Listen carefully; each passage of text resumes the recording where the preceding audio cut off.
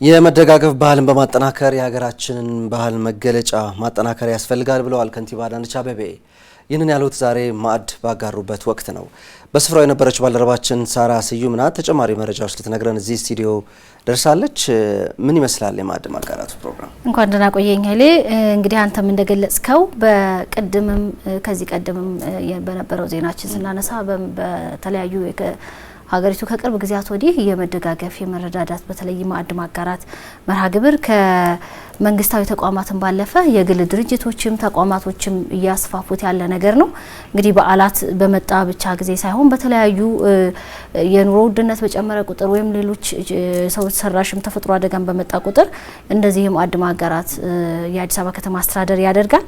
ታዲያ ዛሬ የከተማዋ በሚገኙ በ11ዱም ክፍለ ከተሞች ላሉ አቅመ ደካሞች የማዕድ ማጋራት መርሃ ግብር ነው የተካሄደው። እንግዲህ በዚህ ወቅት ከንቲባ አዳነች አቤቤ እንደገለጹት የማዕድ ማጋራት መርሃ ግብር እንደ ባህል አድርገን ልናስቀጥለው የሚገባ ሊሆን ይገባል ብለዋል። እንግዲህ ከተማዋ በተለይ ዓለም አቀፍ ደረጃዋን የጠበቀች ለቱሪስትም እንዲሁም ደግሞ ለዓለም አቀፍ ኮንፈረንሶች ለነዋሪዎቿ ምቹ የምትሆን አዲስ አበባ እየተገነባች እንዳለ ይታወቃል። ታዲያ ግንባታው የሁሉንም አካታች የሆነ የከፍተኛ የኑሮ ደረጃ ያለውንም ዝቅተኛ የኑሮ ደረጃ ያለውን እንዲሆን ተደርጎ እየተገነባ ነው። ታዲያ የዚህም ኑሮ በተወደደ ቁጥር ወይም ደግሞ ሌሎች በዓላቶችን በመጣው ቁጥር ማዕድ ማጋራቱ የዚሁ ከተማዋን ለሁሉም ምቹ የምትሆን ከማድረግ አንጻር የተሰራ ነው ሲሉ ተናግረዋል። የእሳቸው ንግግር አለ፣ እሱን ተከታትለን እንመልሳለን። ከተማችን ለሀብታሙም ለደሃውም ለተማረው ላልተማረው ለሴት ለወንድ ለህፃን ለአዋቂው ለሁሉም የተመቸች እንድትሆን ልማታችን አካታች ልማት እንዲሆን አድርገን ነው እየሰራን ያለነው። ማንንም ያልዘነጋ የትኛውንም ማህበረሰብ ክፍል ወደ ኋላ ያልተወ ልማት እንዲሆን በርካታ ጥንቃቄዎችን እናደርጋለን።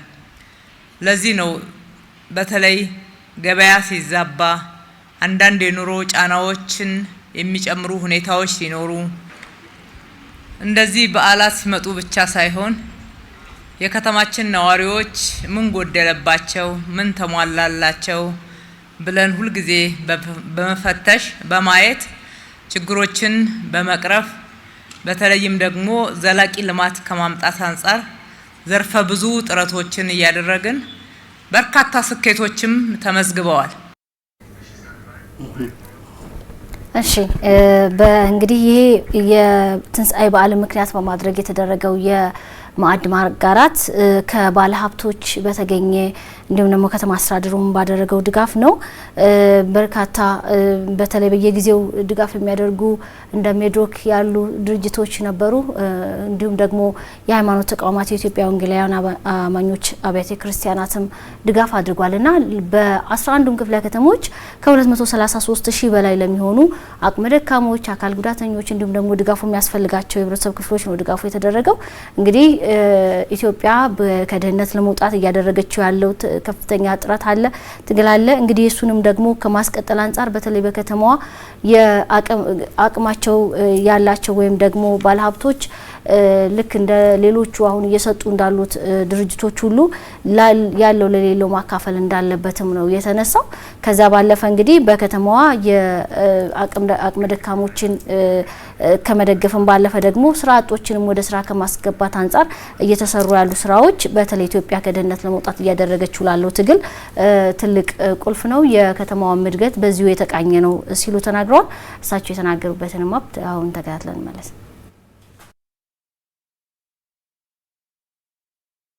መደጋገፍ ለኔ ብቻ ለማለት በጋራ እንጠቀም ማለት በሀገራችን ባህል እየሆነ እንዲሄድ ሁላችንም መስራት መቻል አለብን።